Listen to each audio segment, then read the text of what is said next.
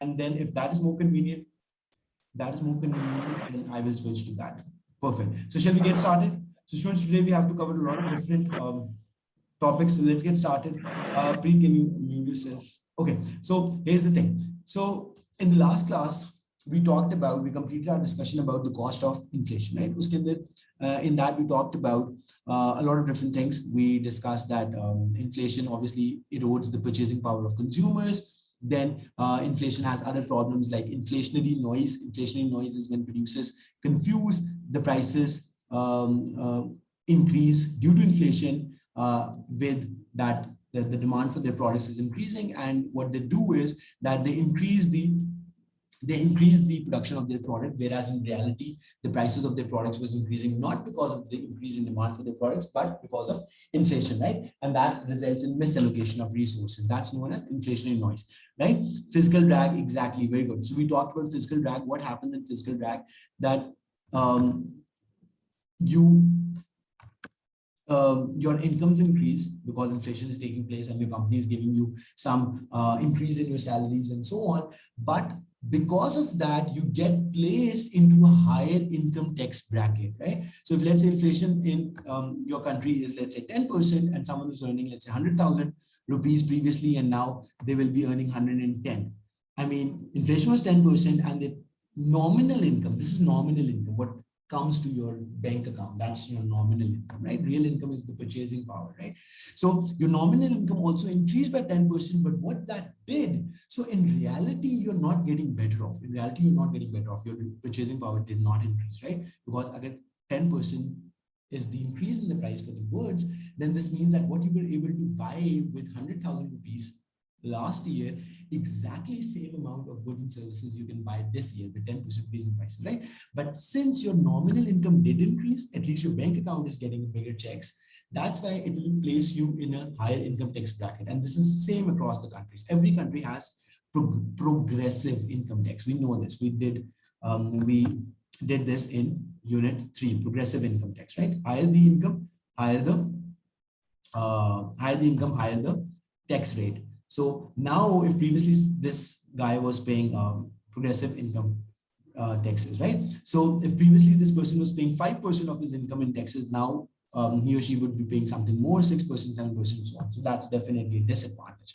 That's fiscal drag. Then we talked about other things. Menu cost. What is menu cost? Menu cost is the cost that you have to spend to constantly update your menu, to constantly update your brochures, because the prices are fluctuating a lot, and there's always a lot of change in the prices that you have to constantly update your brochures. But then we also talked about something discussed very interesting, that nowadays it's not very relevant. Why? Because everything is digital. There are websites and stuff like that. So I mean, you hardly have prices physically mentioned on the product. But in some industries, this is still the case. This is still the practice. So one ideal example would be departmental stores. So when you go to a departmental store, right, there you see price tags, right? So just imagine if the inflation rate is very fluctuating, then you have to constantly update those price tags, which is time consuming, and that takes cost. Okay. This being said, then there was another major cost of inflation, that was shoe leather cost. What happens in shoe leather cost? That when inflation rate is very high, right, consumers are looking for best or highest returns on their savings, right? So when inflation rate is high, I'm sure this happened in every country. When COVID hit the world, people got afraid because they might lose their jobs. A lot of people did, and then they were trying to protect their savings. So banks were not paying a lot of interest rates because there was no economic activity going on. Banks could not afford to pay higher interest rates. Some people thought that it would be a good idea to invest their money in gold or to invest their money in real estate and stuff like that.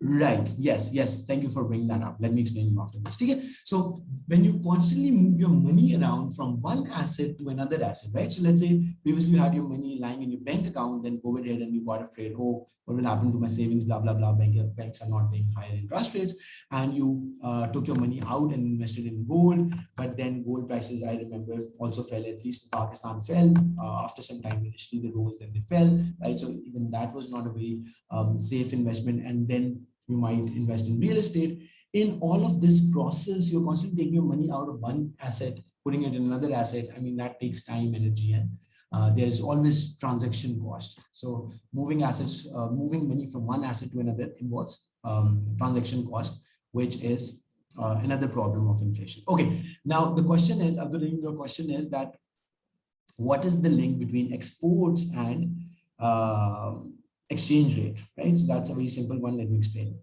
So think about this. If the idea is, let's talk about a real world example, right? I hope I read your question correctly. Can you explain this reduction in net exports? Right. Why there's a reduction in net exports? So, okay, so there are a couple of different factors. Think about this. So net exports is basically exports minus imports, right? And we'll talk more about this in the upcoming topic, which is balance of payments, right? So exports minus imports is your net exports, right? Now, either your exports are going down, that's why your net exports are decreasing, as simple as that, or your imports are increasing, that's why your net exports are going down, as simple as that, right? Okay, now what factors your exports depend on? So there are a lot of different factors that a country exports depend on. First and foremost can be exchange rate, right? What is exchange rate? The value of your currency in terms of another currency, right? So if right now $1 US dollar buys 166 Pakistani rupees, right? So that is our exchange rate with the US dollars, right? Now, if this exchange rate becomes stronger, so what do we mean by stronger? That now instead of before $1 was buying 166 Pakistani rupees, now $1, $1 buys 150 Pakistani rupees, right? So which of the two currencies got stronger? What do you guys think? Which of the two currencies got stronger? Dollar or rupee? Which of the two currencies got stronger? It's definitely rupee, right? Because now rupee got stronger. Very good, excellent, right? So because now we have, right? Okay, now Americans will find Pakistani products relatively more expensive. Americans will find Pakistani products more expensive. On the other hand, if Indian exchange rate, Indian rupee is getting depreciated against dollars, right? I don't know. Normally the way it works is $1. I'm not pretty sure. You can help us over here. For the Indian rupee, it's does we call it INR, right? Is almost half of it. So it would be approximately 7 or 80 per dollar, right? On the other hand, if that drops down to R got stronger against dollar and Indian rupee, let's say, got depreciated, right? Let's say 90. Now, Indian products are cheaper for Americans. So they will prefer, given other factors are constant, like the quality, availability, blah, blah, blah, blah, blah, blah. So they'll prefer to buy from India rather than Pakistan. So this is how things work, right? So exchange rate is one factor, then quality is obviously another very important factor. So importers do look at which country is providing the best one, whether to import from China, Vietnam, Thailand, I don't know, right? TKG quality is another important factor. What else, right? Then sometimes there's trade policies, right? So some countries, we will talk about this. In fact, international trade mein humne baat karni hai. Some countries have free trade policies, right? So those countries trade more among themselves, but other countries might not trade a lot with them, right? So if I have to give you a very simple example, European Union, I mean, it's a free trade zone, right? So any product going from France to Germany to, I don't know, other countries in Europe would have no trade barriers. Trade barriers are a big constraint that limit trade between countries. Trading blocks, exactly. So there's trading blocks, we'll talk about it. There are different types of trading blocks. Very good, excellent, right? So yes, are factors. So does it make sense? And imports can be increasing. Imports might be increasing because of a lot of factors, right? So Pakistan imports oil, right? So if let's say the value of oil, price of oil in international markets is going up, the value of imports of Pakistan will increase because you do need oil for electricity generation, running off your factories, blah, blah, blah. And the list goes on. So if inflation rate is high, then our products are less. Exactly. Another thing that I completely forgot to mention. Exactly. Inflation rate. So your inflation rate is higher. This means that your products are becoming less competitive compared to your competitors. And obviously importers will prefer your products less compared to other countries' products.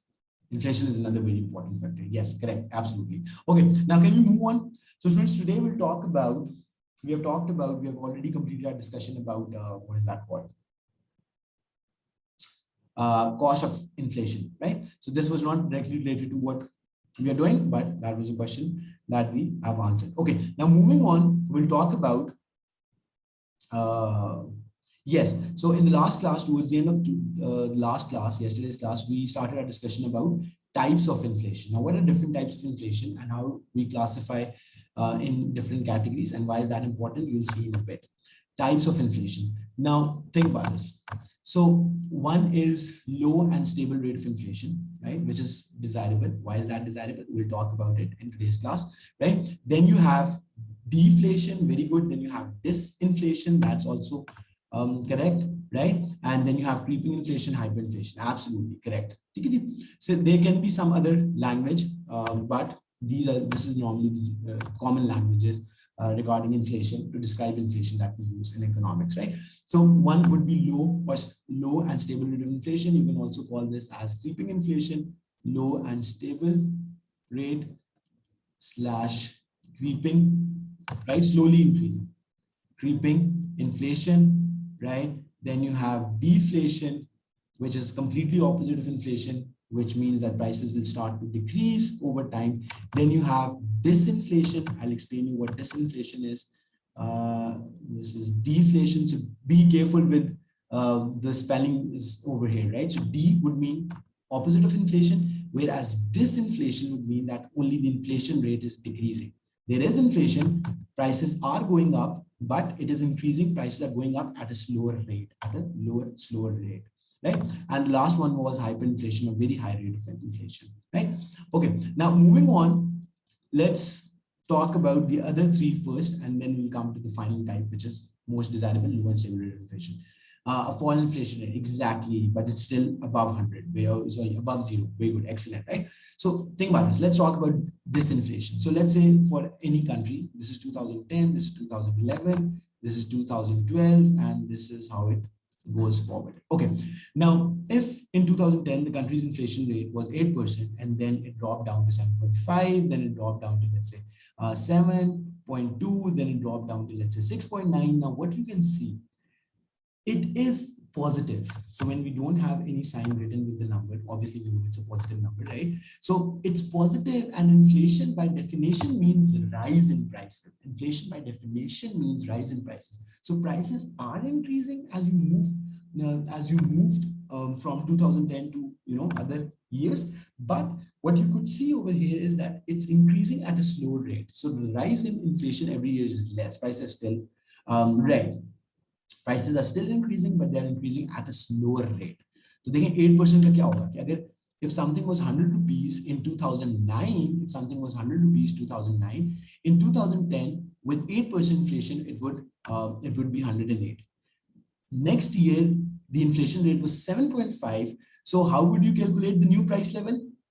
How would you calculate the prices for 2011? Can anyone do that for me? What's the criteria for selecting the base year? Okay, now there is no major criteria. That's a very good question. So there's no major criteria for selecting the base year.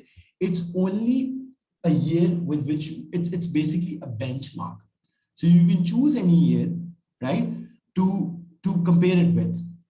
Are you getting me? Most of the times, you keep the base year the very previous year. So you keep the base year the previous year so that you get a better idea. Right, it will be given to you. Yeah, it will be given to you. You don't need to worry about it. But the criteria for selecting the base year is it's just a benchmark. So where are you comparing the prices from, right? So if I keep the benchmark base year as 2010 and this is 2011, so this means I'm comparing the rise in the prices over 11 years period. If I keep it 2000, now base year is 2000, then I will be comparing how the prices rose in our country, let's say for 21 years, because it's 2021 now, right? And so on. But normally, very simply speaking, the base year is the very previous year that passed, right? So again, 100 students, that's my question. Listen to this carefully. If 100 was the price in 2009, in 2010, there was a 8% increase. So we know in 2009 it was 100, in 2010 it will be 108. Now my question to you is, how much will be the price of this product, any product, with 7.5% inflation in 2011? Can you calculate that for me? Right? So 108 minus 10 minus no. No no, देखें अगले साल prices increase हो रही है ना, why are you subtracting 7.5? Prices increase हो रही है ना. Have a look at this. So prices are still increasing. Why would there be a decrease? 116 aa raha hai. Okay, let me do the calculation. So let me do the calculation and then I'll show you how that is done. Right, so that would give this. So let's do it like this: 108 into 107.5 divided by 100. That gives you 116.1. Yeah, 116.1 to be more precise. बिल्कुल ठीक है, 116. अच्छा ये देखिए, नहीं नहीं नहीं नहीं, ऐड इस तरह नहीं, अब्दुल नहीं, you won't add it like this. Let me tell you how that's done. Think about this, students. So you have to add an increase of 7.5 on the already prevailing price. First, let's understand this. In 2011, you have to add a 7.5% increase. Percent, this is percent, it's not a number. Agar number hota to hum directly add karte the. It's the percentage of the previous year. It's the percentage of the previous year. What was the previous year? 2010. What was the previous year? 2010. Now, if I quickly get rid of this thing. Okay, so what you will do is you'll write previous price. Just a second. So you'll write the previous price. You got it, right? Okay, great. So previous price would be 108 and 107. या तो आप ये कर सकते हैं कि 7.5 इसका निकाल के you can calculate 7.5 this, and whatever value you get, you add x to 108. That's one way of doing this. If you want to calculate it directly, so you would do 108, which is the previous year price, into directly 107, 100 already, plus 7.5% increase. So that makes 107.5 divided by 100. So that will directly give you the value of 116.1, right? So that will be the new, that will be the price of this product in 2011. As simple as that, right? We got on this, we clear on this. Okay, great. Let's get started. So this was disinflation. Inflation rate is decreasing, but prices are still increasing. Inflation rate is decreasing, but prices are still increasing. Disinflation. Okay, now this is a good thing. That's definitely a good thing because you are kind of stabilizing your economy. You're kind of stabilizing your inflation and you are stabilizing your economy. Okay, now moving forward, then there was this thing, deflation. Now listen to this carefully. Deflation is called opposite of inflation, and that is when the prices start to fall. By the way, do you guys know of any country in the world which experienced deflation? I don't know about very old history, but any country that recently experienced deflation, where the prices were decreasing instead of increasing. Right, any idea? Right, so Japan is a recent example. I don't know how much recent, but in Japan, like I think it's 2000, it was 2010 or something, around that time, that prices started to decrease. Now this is very important because this is what we are building the base for explaining that why low and stable rate of inflation is useful for a country. So what I'm doing over here is I will make the case right now that deflation is not desirable. In fact, that should be avoided. And low and stable rate of inflation is desirable. Low and stable rate is desirable. Stable rate is desirable. Okay, now think about this. First of all, if deflation, seriously, I would need to check. Okay, didn't know this. Thank you. Okay, so what the idea is, Qatar has deflation. Okay, now the thing is that deflation shows something abnormal about the economy. Why so? Let me explain it, right? Normally, the way it happens in any country is that you have more population. Think about this. So aggregate demand is made up of what? You have obviously normally healthy economies have a slight rise in their population levels. Then they are investing more. Businesses are expanding. They are trying to cater to more population. Government is also investing in a lot of different projects, and your exports are also increasing and all that stuff. So when the aggregate demand, you guys already know what the cause of one major cause of inflation is: demand pull inflation. One major cause of inflation is demand pull inflation. So what happens basically, exactly, right? So what happens basically is that economies are growing, they are consuming more, businesses are investing more, governments are spending more on infrastructure projects and all that stuff, and the country is also doing well on the net exports, right? Exporting more to other countries. So ideally, your prices should rise. Ideally, your prices should rise. Students, are you getting me or not, right?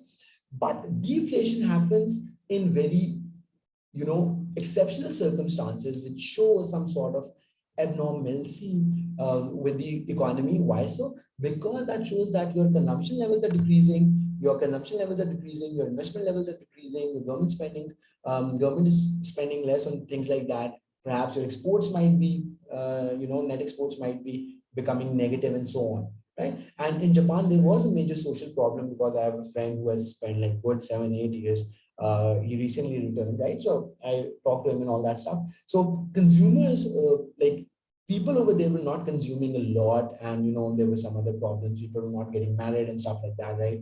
And some serious social problems, which also eventually led to some economic problems, because this is an economic problem, right? So the government doesn't care what you're doing, but if you're not spending, right, so businesses will have no incentive. Are you developing this link? How many of you can see this link? If consumption falls exceptionally low, now what happened in COVID? मैं आपको simple example देता हूँ and you will understand, right? What happened in COVID for all the countries? All the countries imposed lockdown initially, at least in the initial phases of COVID, right? No one is going out. People are not going to restaurants. People are not going out buying clothes and stuff like that. And, except for basic necessities, they were not consuming a lot. Every country's GDP fell. What happens to every country's GDP? There was a negative economic growth. Now, knowing what GDP is and knowing what economic growth is, you should be able to understand what negative economic growth is. So simply speaking, if Pakistan's GDP before COVID last year, like in 2019, was $280 billion, right? Now, instead of this increasing, instead of this number going up the next year, it did go down.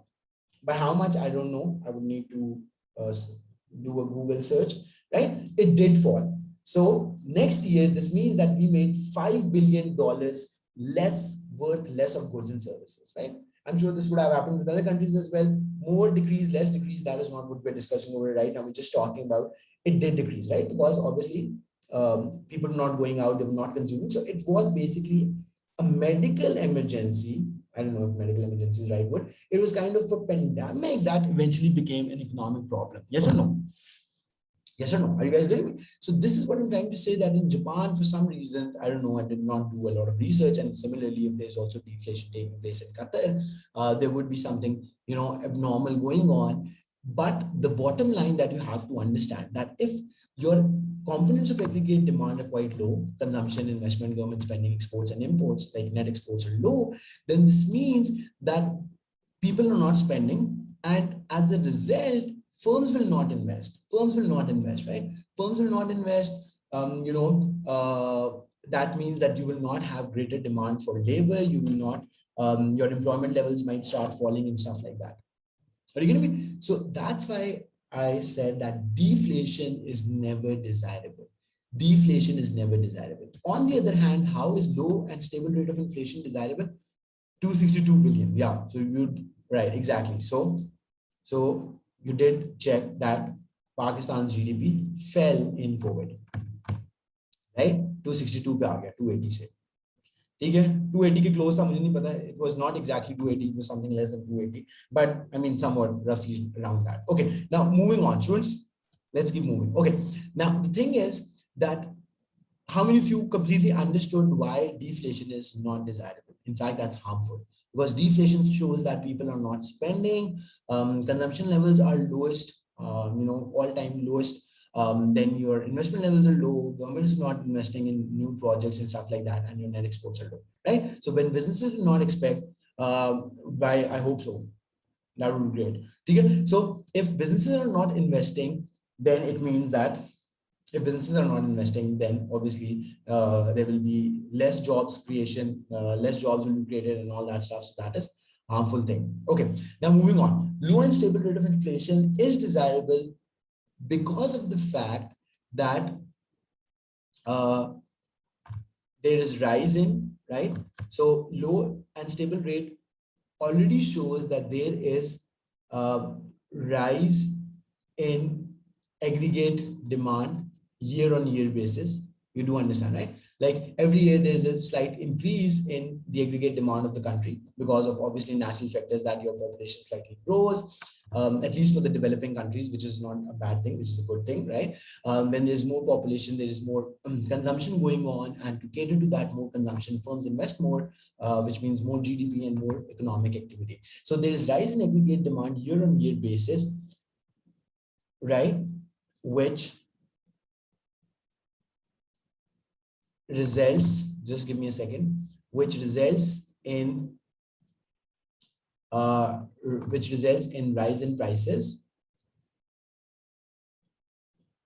rise in prices, and to meet additional demand, firms invest more, and to meet additional demand for goods and services, because as I said, aggregate demand is increasing, firms invest more, which means more employment, more jobs, invest more, right? So can you see the circle that goes on, right? So a slight increase in prices is good because that shows that the aggregate demand of the country is increasing, which results in obviously rise in prices, but not that much. It will be a low and stable rate. And to meet that additional demand, by consumers, the firms will invest, which means more jobs and all that stuff, right? Prices will definitely rise, but at a slow rate. Prices will rise, but at a slow rate. Yeah, students, right? So it will erode citizens. Think about this. So I'm not saying that the problems that inflation causes will not be there, but they are not very severe. So if every year, think about this. So as we discussed in one of the initial classes when we started off with inflation. So if every year in developed countries like USA, not sure about USA, but in UK, they have a very good mechanism to control prices. Normally their inflation rate ranges between 2 to 5%, not more than that. So that shows a very good price control. Is also an incentive for exactly. That's the thing. Very good, Saima. So let me elaborate on that. Think about this. When prices are rising, just think about this. So that would be an incentive for firms to invest more. Now, I'm giving you an example. It doesn't mean that we will increase the prices that we're charging for our classes. But think about this. If every year we get to slightly increase the price, what we charge, right? And similarly, this is not only true for Mega Lecture, this would be true for all the other businesses. You go to restaurants increase their price. You go to buy clothes, go to buy laptops, phones, and everywhere the prices are slightly increasing. Now that is providing more profits to the producers. Well, real incomes will still decrease, but they will decrease at a slower rate. Right? They will decrease at a slower rate. Maybe possible for what? Breathe. अच्छा जी, अब्दुल रहीम देखें prices जो आपकी income है उस पर भी decrease करेगी, मैं आपको बताता हूं, लेकिन स्लो रेट से करे ना, मैं आपको बताता हूं. Just a second. Think about this. So let's first understand, everyone please, let's understand what Simon is saying, because that's a very important point. So if let's say right now we charge whatever Pakistani rupees, right, for this offering, right, per month 5,000 rupees Pakistani, which is much lower for a currency that is stronger than this, right? Now, if in future we increase this to, let's say, 6,000 rupees next year or a year after that, now we are technically making more profit. How? Cost of production increased. The cost of production would have increased during that 1 year, right? Which means we would be paying more in taxes, our electricity expenses more, our rent expenses more. But oftentimes producers get to increase their prices by a greater percentage. Producers increase their prices by a greater percentage. Income minus inflation, right? Exactly, very good, right? Thank you for the explanation, Saima, but we are coming to that in a bit, right? So, Abdul and everyone else, please pay attention to what I'm doing right now. How much is the percentage increase? Quickly, can you do it on your lab? I don't know if you can phone. Okay, let me do it. How much is the percentage change in price if the prices increase from 5,000 to 6,000, right? So you simply need to multiply, right? New value minus old value divided by old value into 100, right? So I'm doing this calculation. So 1,000 divided by, I think 20%. I don't know. Let's be sure about it. Yes, 20%, right? So 20% increase in the prices in 1 year, right? During this time in our country, most probably the increase in inflation would have been something less than that. Think about this. Again, whenever you go to buy something, you see every time you, after some time, if you go, like if you go to restaurant after, that's not a good example, right? So if you buy your clothes, new clothes after every 6 months, right? So whenever you go to buy something, you will, you will see that 6 months before, that pair of jeans was not as expensive as it is right now. And similarly for other products and so on and so forth, right? But do you ever calculate that how much is the inflation rate in Pakistan or how much is the inflation rate in your country? And did the producer just increase their prices in accordance to the inflation rate, or did they increase it more than that? How many of you got me over here?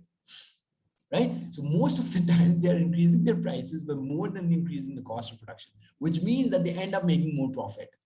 So if they increase their prices by 20%, the cost of production, like the rate of inflation during that time in your country would have been most probably 15%, 16%, 17%. So that is how producers make more profit, because obviously consumers are not doing all the calculation. They're not calculating, acha ji, aapka, like how much was your rent increase, how much was increase in electricity, right? So they're not doing that, right? So producers do have the margin to increase their prices a little more than what the rise in the inflation rate was. Are you getting me? How many of you got me over here? Is making sense, right? So this is how, when there's a low and stable rate of inflation, consumers are still buying. They're fine. Okay, a little bit price increase doesn't harm them a lot, but in the process, producers are earning more profit. So that gives them incentive to invest more. When they invest more, there are more jobs, and as the result, the economy grows. It booms. Stable inflation is 1 digit. So if the nominal income has increased more than inflation rate, our income is increase. Yeah, real income is increase. Always rely on this formula. Always rely, students, have a look at this. Always rely on this formula. So real income is basically your nominal minus inflation. Nominal minus inflation. So if simple rule of thumb is, if my employer gave me a 10% increase and the inflation in Pakistan was also 10%, should I be happy about it? Simple. This is a simple calculation. I get 10% increase in my wages. You can calculate the percentage change in your inflation. Oh, sorry, in your income, right? That's not difficult, right? So if my employer gave me 10, I should not be, right? As simple as that, because my purchasing power hasn't changed a lot. Yeah, one good thing is at least my purchasing power did not decrease. I'm protected against inflation, but my purchasing power did not increase. So I will be buying exactly, I will be able to buy exactly the same quantities of goods and services that I used to before. Yes or no? Yes, if I get 15% increase, right? And inflation was 10, yes, then my purchasing power increased by 5%. So that's a good thing. My purchasing power increased by 5%. Okay, so students, tomorrow I'm thinking about having a class, right? So let's try to sum this up and then make the announcement for tomorrow. So low and stable rate of inflation is desirable for the economy. Why? Because there is a slight increase that already shows that there is a slight increase in the aggregate demand year-on-year basis, because generally the way it happens is that your population is rising, there's population growth.